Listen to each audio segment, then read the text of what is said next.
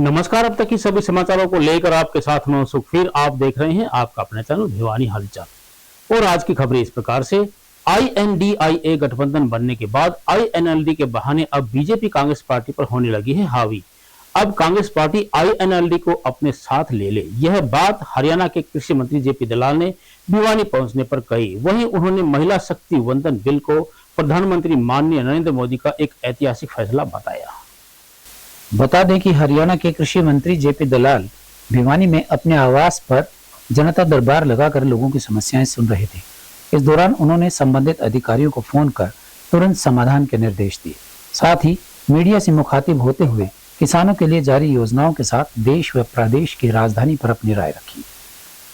सबसे पहले महिला आरक्षण बिल को लेकर जेपी दलाल ने कहा कि मोदी का ऐतिहासिक कदम है, इसके लागू होने पर महिलाओं को उनका हक मिलेगा।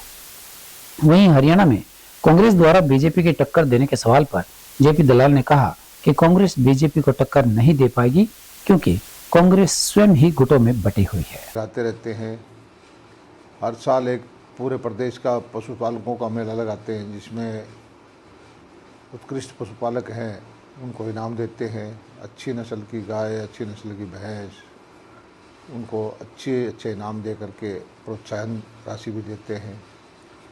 इसी तरह से जैसे रविवार 24 तारीख को हमने मिकाडा के और हॉर्टिकल्चर के किसान भिवानी ज़िले के हैं, उनका बहल की अनाज मंडी में एक मेला लगाया हुआ है। उसका लाइव टेलीकास्ट भी होगा। जो राशि मंजूर की गई है किसानों को मौके पर बांटेंगे। कुछ किसानों की राशि अटकी हुई है, उन किसान भाइयों का मौके पर ही समाधान किया जाएगा। अपने कागज़ लेकर के वो दुरुस्त करा सकते हैं। स्टॉल लगा करके चंडीगढ़ से अधिकारी बुला करके उनकी जो समस्याएं हैं उनका समाधान करेंगे। इसी तरह से जो वार्षिक मेला होता है चौधरी चरण सिंह कृषि विश्वविद्यालय में हिसार में 8, 9, 10 अक्टूबर को वो होगा।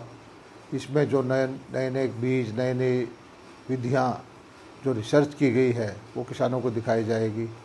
इसमें जो किसानों से संबंधित मशीनरी है, जो भी चीज़ें खाद, बीज, दवाइयाँ आई हैं, उनका प्रदर्शन भी होगा।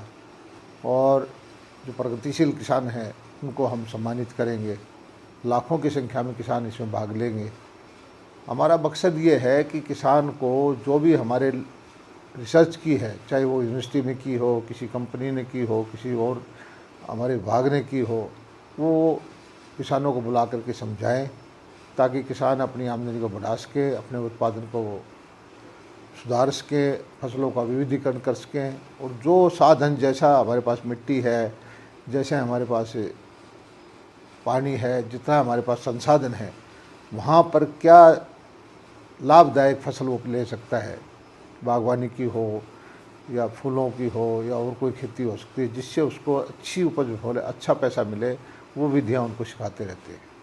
सर, बात करें सेंट्रल गवर्नमेंट की जो महिला आरक्षण की लाग है, विपक्ष इसका काफ़ी विरोध कर रहा है, कह रहा है कि 2029 तक तो ये संभव नहीं है। ये एक प्रक्रिया है, विरोध किसी ने नहीं किया है। ये सिर्फ 2 वोट खिलाफ में गए, सभी ने इसका समर्थन किया है। और ये सही है कि जब महिला आरक्षण करेंगे तो सीटें रिजर्व करनी पड़ेंगी महिलाओं के लिए। आज अगर हम भारतीय जनता पार्टी सीटें रिजर्व कर देती है तो फिर दोषारोपण होगा कि पक्ष को कहेंगे कि गलत सीट वो कर दी। जो संवैधानिक बॉडी है इलेक्शन कमीशन ऑफ इंडिया, वही इसका डिलिमिटेशन की प्रोसेस शुरू होगी और वहीं सीटें रिजर्व करेंगे। और अगले चुनाव में 2024 के बाद जो भी चुनाव होगा उसमें महिलाओं का आरक्षण हो जाएगा। इसके बाद जो है ये महिलाओं को जो इतने सालों तक जो उनका हक नहीं मिला था वो उनको मिलेगा। महिलाओं के अंदर ज़बरदस्त खुशी की लहर है और ये एक ऐतिहासिक फैसला जो है भारतीय जनता पार्टी ने किया है। मोदी जी को सब धन्यवाद कर रहे हैं। बात करें हरियाणा की, क्या मानते कांग्रेस लगातार प्रचार में उतरी हुई है, अलग अलग संगठन अलग अलग तरह से जो है वो प्रचार कर रहे हैं, गुट अलग अलग प्रचार कर रहे हैं, तो मानते बीजेपी को इस बार टक्कर देने के लिए तैयार है कांग्रेस? नहीं, टक्कर देने को तैयार तो जब होंगे जब वो अपना फैसला कर लेंगे। अभी तो कांग्रेस के धड़े हैं, वो आपस में लड़ रहे हैं। कांग्रेस के जो जिलाध्यक्ष बनाने की लड़ाई जारी है, उसके लिए ही इतनी जुतम पुजार कर रहे हैं। तो आम जन ये समझ चुका है कि ये किसी जनता के हित के लिए नहीं लड़ रहे, अपने कब्जे की लड़ाई लड़ रहे हैं और आम जनता इसको अच्छी तरह से देख रही है। आम जनता इनको समर्थन नहीं देगी। तो चर्चा ये थी कि इनेलो और कांग्रेस का गठबंधन हो सकता है, तब जाकर कहीं ना कहीं मजबूत पड़ेगी कांग्रेस। अब जो इन्होंने बनाया है एक इंडिया नाम से गठबंधन, तो उसमें इनेलो को भी उसमें जाने लेना ही चाहिए इनको। और एक तरफ से इनेलो वाले कोशिश कर रहे हैं कि हमें ले लें। इनके जो रैली होगी 25 तारीख को, उसमें इन्होंने प्रचार किया है कि नीतीश कुमार जी और जो उत्तर प्रदेश के नेता हैं या कश्मीर के नेता हैं वो इनके यहाँ आएंगे, वो कोशिश करेंगे कि इनको उसमें गठबंधन में लें।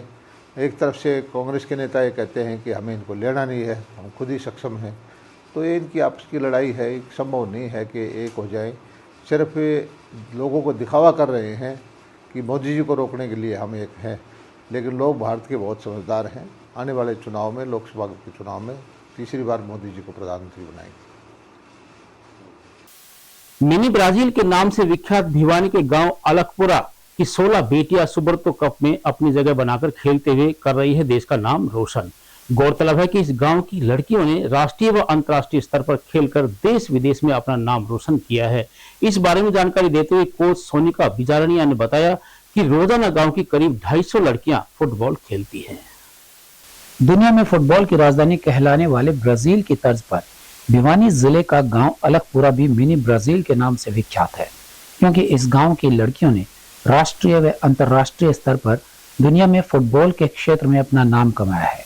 हाल ही में दिल्ली में हो रहे सुब्रतो कप में अलकपुरा की 16 बेटियां 26 सितंबर तक आयोजित हो रहे सुब्रतो कप में अपनी जगह बनाकर खेल रही हैं, जहां उन्होंने सिक्किम, वेस्ट बंगाल को हराकर 2 मैच जीत भी लिए हैं।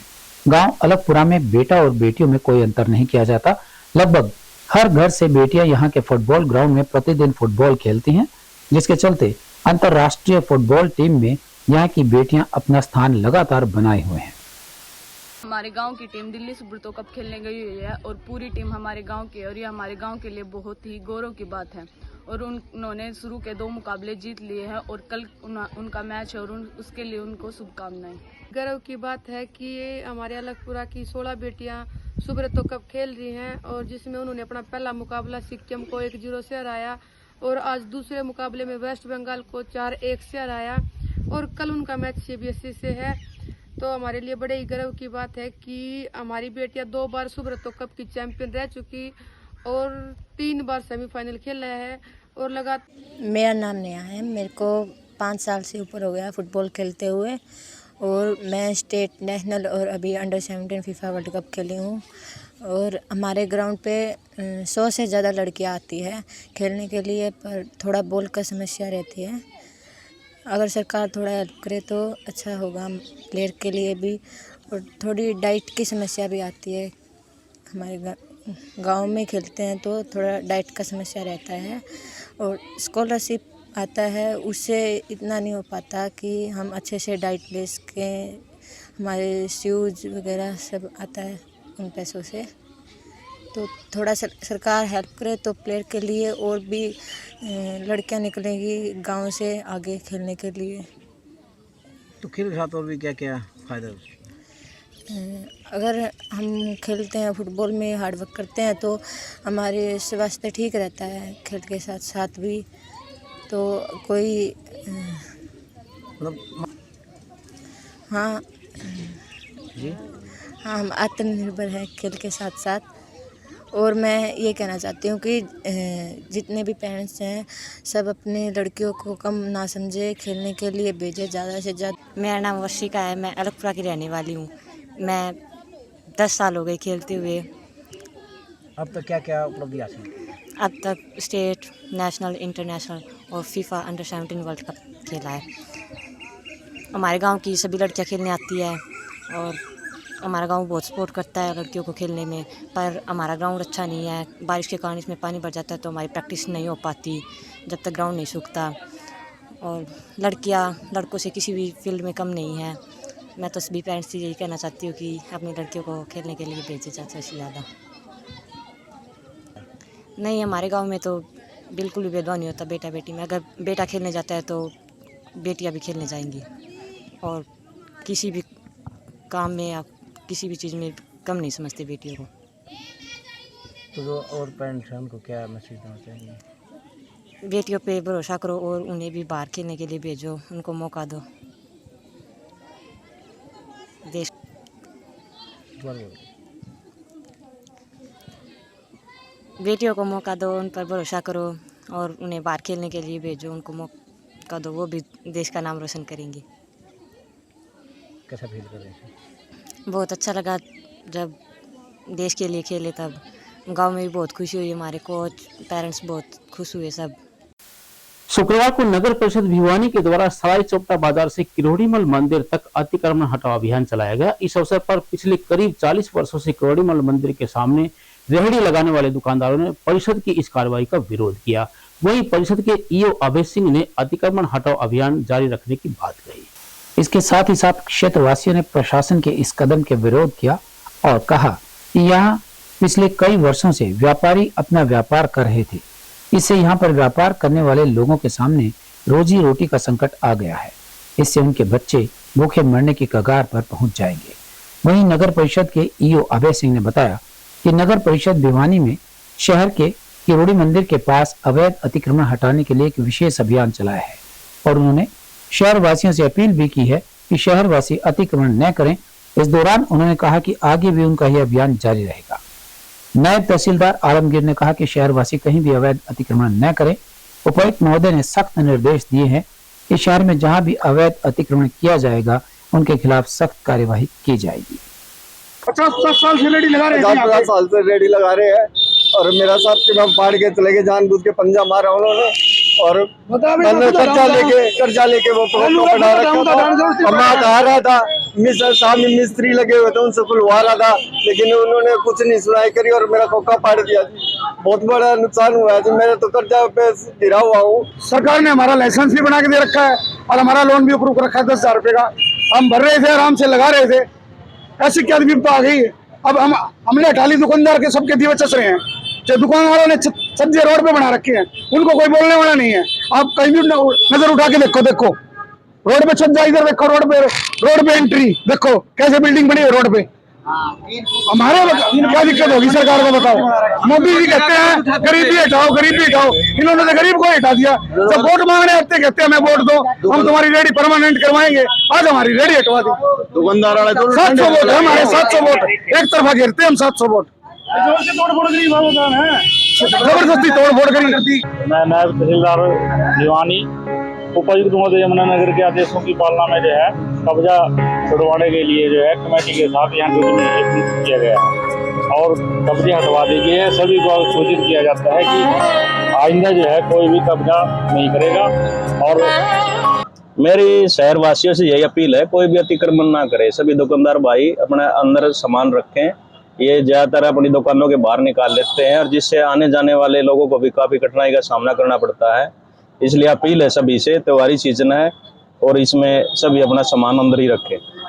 23 सितंबर को शहीदी दिवस के अवसर पर श्री हनुमान सेवा समिति व अशोका कॉलोनी शिव मंदिर के सौजन्य से वैष्णो देवी धर्मशाला कृष्णा कॉलोनी में आयोजित किया जाएगा निःशुल्क स्वास्थ्य जांच शिविर। रणबीर अस्पताल के द्वारा आयोजित किए जाने वाले कैंप में doctor Ranbir Panghal, doctor Ayushi, doctor Aruna के द्वारा विभिन्न प्रकार की बीमारियों की जांच करके मुफ्त दवाइयां वितरित की जाएंगी। इस बारे में डॉक्टर रणबीर सिंह पंघाल ने बताया कि कैंप के दौरान उनकी चिकित्सक बेटी डॉक्टर आयुषी, बेटा डॉक्टर अर्नव के द्वारा भिवानी में विभिन्न बीमारियों से पीड़ित लोगों को निःशुल्क चिकित्सा की विशेष सुविधा प्रदान करेंगे। इसके अंतर्गत उनके द्वारा लगाए जा रहे कैंप में रसोली, हर्निया, अपेंडिक्स व पेट की सभी बीमारियों के साथ साथ सभी प्रकार के हड्डी रोग से संबंधित बीमारियों का निःशुल्क उपचार करते हुए निःशुल्क जांच, सभी प्रकार के टेस्ट और दवाइयां भी वितरित की जाएंगी। इस अवसर पर उनकी बेटी डॉक्टर आयुषी स्त्री रोग विशेषज्ञ के द्वारा महिलाओं से संबंधित जांच विशेष रूप से की जाएगी। उन्होंने भिवानी के नागरिकों से अपील की है कि वे इस निःशुल्क मेडिकल कैंप में पहुंचकर ज्यादा से ज्यादा चिकित्सा सुविधाओं का लाभ उठाएं। कल 23 सितंबर को शहीदी दिवस के अवसर पर रणवीर हॉस्पिटल भिवानी की तरफ से एक फ्री मेडिकल कैंप का आयोजन किया जा रहा है, जिसमें ज़रूरतमंद और गरीब मरीजों की फ्री में जांच की जाएगी, दवाई दी जाएगी और उचित सलाह दी जाएगी। इसमें सभी प्रकार के पेट के मरीजों के, हड्डी रोग व जोड़ के मरीजों के लिए और स्त्री रोग के मरीजों के लिए फ्री में सेवाएं दी जाएंगी, उनका इलाज किया जाएगा और उचित सलाह दी जाएगी।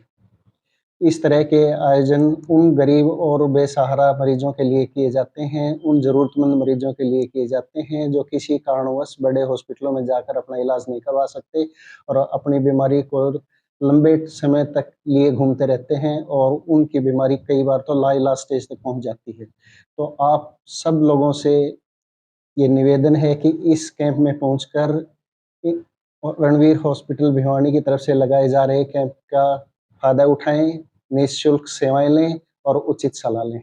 मैं डॉक्टर रणवीर, जनरल सर्जन, जो कि पेट से संबंधित हर्निया, हाइड्रोसील, अपेंडिक्स और भी जितनी सर्जरी की बीमारी होती हैं, रिसोड़ी वगैरह का सलाह दी जाएगी, इलाज किया जाएगा। डॉक्टर अर्नव चौधरी ऑर्थोपेडिक्स के मरीजों को देखेंगे, वो हड्डी रोग और जोड़ के जितने भी मरीज हैं उनको देख के अपनी सेवाएं देंगे।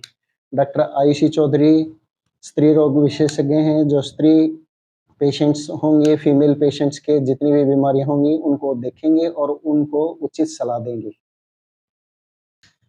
इस कैंप में रूटीन टेस्ट जैसे कि HB है, ब्लड शुगर है, यूरिन टेस्ट है, ब्लड यूरिया है, ECG है, जो वहाँ पर संभव हो सकें वो किए जाएंगे। उसके बाद भी जो ज़रूरतमंद मरीज होंगे उनको सलाह दी जाएगी कि हॉस्पिटल के अंदर आके वो निःशुल्क अपने टेस्ट करवा सकते हैं। इस मेडिकल कैंप में सभी सुविधाएं निःशुल्क होंगी, निःशुल्क जांच होएगी, निःशुल्क सारी दवाइयां वितरित की जाएंगी।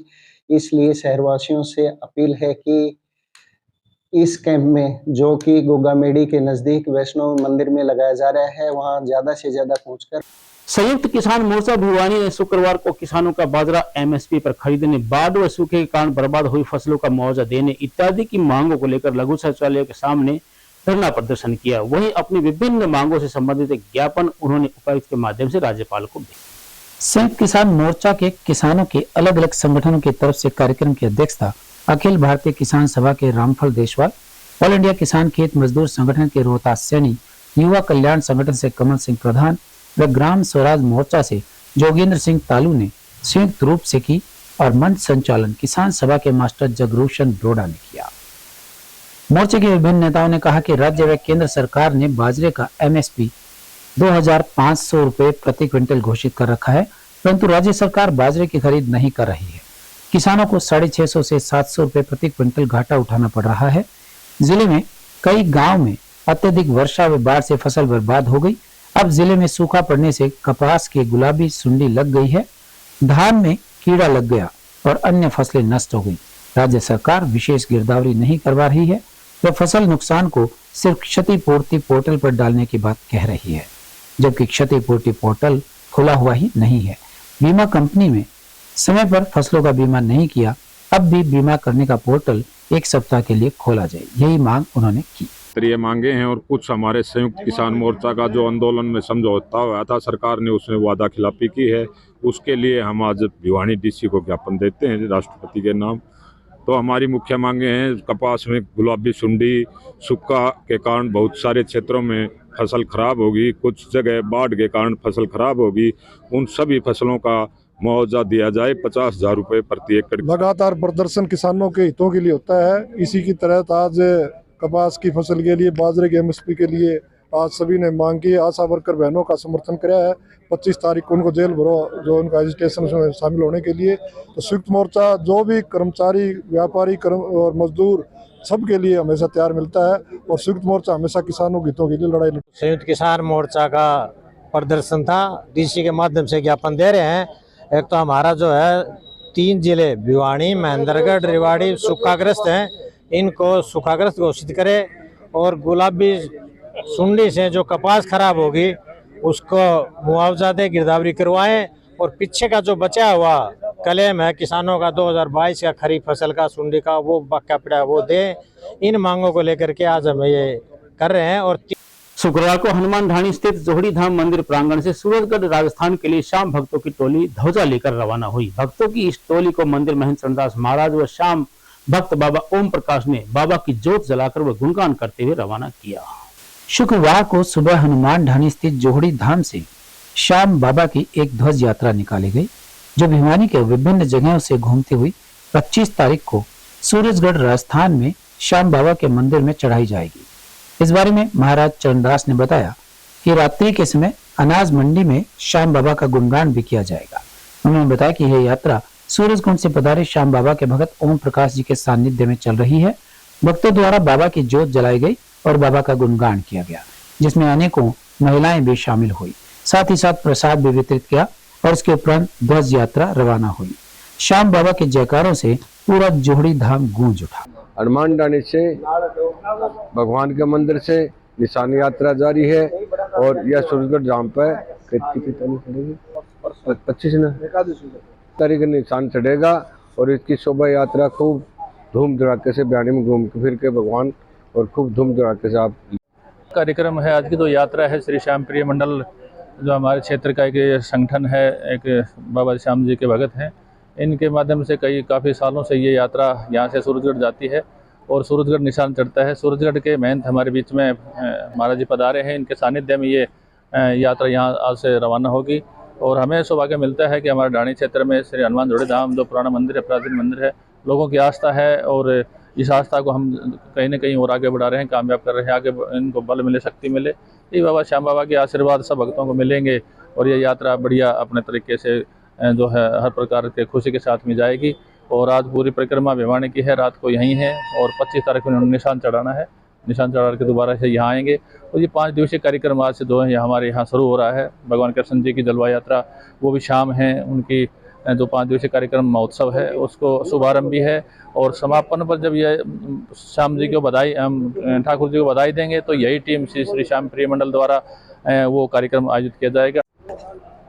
गुरु जी महंत श्री चरणदास जी और सूरजगढ़ धाम से पधारे गुरु जी हमारे श्री ओम प्रकाश जी इंदौरी जी, इनका पावन सानिध्य और इनका पावन आशीर्वाद से भिवानी से सूरजगढ़ धाम पद यात्रा सभी श्याम प्रेमियों के सहयोग से एवं श्री श्याम प्रिय मंडल छोटे काशी भिवानी एक संकल्प की सूरजगढ़ निशान बाबा का चढ़ाने जा रहे हैं और यह हनुमान जोड़ी धाम से पावन यात्रा शुरू होकर शहर के विभिन्न बाजारों से होते हुए नई अनाज मंडी जन सेवा सदन में विश्राम करेगी और रात्रि बाबा का पावन कीर्तन, भव्य कीर्तन बाबा का नई अनाज मंडी जन सेवा सदन में होने जा रहा है। सभी श्याम प्रेमी कीर्तन में सादर आमंत्रित हैं और सभी इस यात्रा में बढ़ चढ़ कर हिस्सा लें। आपका अपना श्री श्याम प्रिय मंडल और बाबा का आशीर्वाद प्राप्त करें। जय श्री श्याम।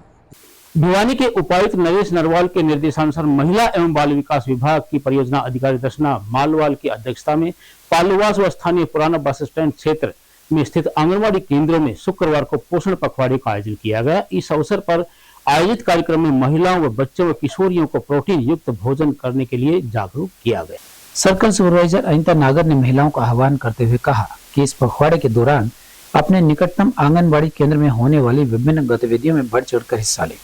उन्होंने बताया कि भोजन में साबुत अनाज, हरी पत्तेदार सब्जियां, सोयाबीन, दाल, दूध, दही, vitamin B, iron, folic acid इत्यादि को शामिल करना चाहिए। इस पोषण माह में विभिन्न विभागों द्वारा अनेक कार्यक्रम आयोजित कर बच्चों, किशोरियों, गर्भवती महिलाओं एवं स्तनपान कराने वाली माताओं को पोषण माह के प्रति जागरूक किया गया।